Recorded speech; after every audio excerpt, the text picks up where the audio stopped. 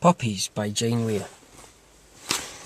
An unusual poem in the cluster in that it's from a feminine perspective, it's from a female perspective, as is The Falling Leaves by Margaret Postgate Cole. What we've got here is the description of a mother whose son is a soldier and he's going away to fight in a war. Looking into the background of this, Jane Weir's son actually went to fight in the Iraq conflict. And just by knowing this, we know that was and in many cases still is a very, very violent and a very, very wasteful war in that many, many, many people passed away during that conflict, as they do in any one. But it's particularly relevant because it's fairly contemporary. It happened in their fairly recent history. Another thing that this is very, very important to note is that Jane Weir's other occupation, her dual occupation, if you will, and certainly one of her interests, her dual interest, is within this poem. Jane Weir is a haberdasher, she's a tailor, she makes clothes. Repeated ideas. Well, the overwhelmingly important repeated idea here is this idea that she describes her sadness and her emotions through cloth making, through the making of clothes. She doesn't feel nerves and anxiety and distress. Within her mind and within her body, she feels tucks, darts, pleats, the cuts and the stitches that are made during the actual making of clothes. And there's also this very, very sad repeated idea that she is terrified for her son. And he is excited. The whole world for him, as she says, is open like a treasure chest. So we have a juxtaposition of repeated ideas here.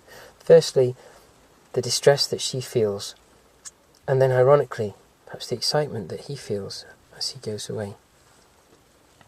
The tone is of sadness and anxiety, as we've said, really. But it's very, very nostalgic, this poem. Jane Weir, we can assume, although we don't know that she's writing about herself, or certainly this narrator is looking back to when this little boy was a child. I've just made that mistake myself. When this man, this soldier, was a child, she's looking back to when he was of school age and when she looked after him and when she could care for him. Because the dreadful reality is he's going off to a war in which he might never return or be injured in, and she really, really is terrified of that idea. She says she wants to graze her nose she wants to graze my nose across the tip of your nose, play at being Eskimos, like we did when you were little. Perhaps because when he was little, not that she could control him, but she could look after him. Individual words. Well, I think really there's a very, very clever section of this poem, and indeed it's sort of peppered through this poem, where a lot of objects that are supposed to help are actually described in a militaristic sort of way. So the idea that on his blazer there are spasms of red paper. The poppy itself that she pins to him, itself an extremely emotive reminder of people in combat.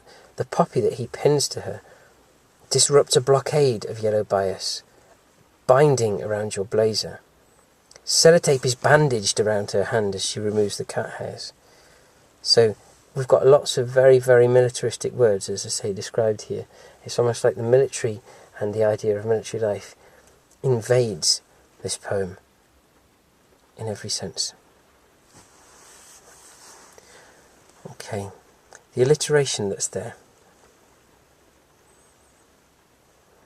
I'm struggling with this one. I'm having a look at the poem now, and I can't find a great deal that is there.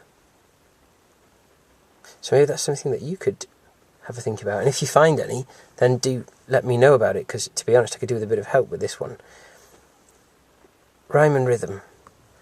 Well, it's written in prose rather than any rhyming couplets. The rhyme itself isn't really there.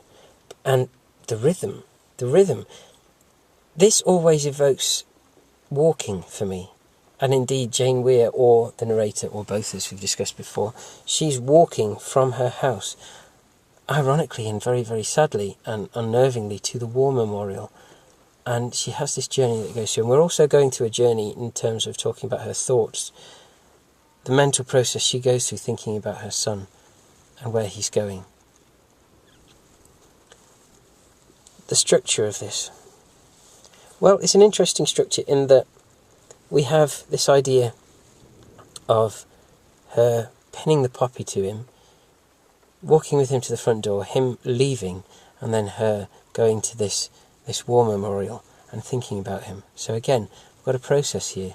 We've got a journey. We've almost got the process of her letting go. Okie dokie. So that's Poppies.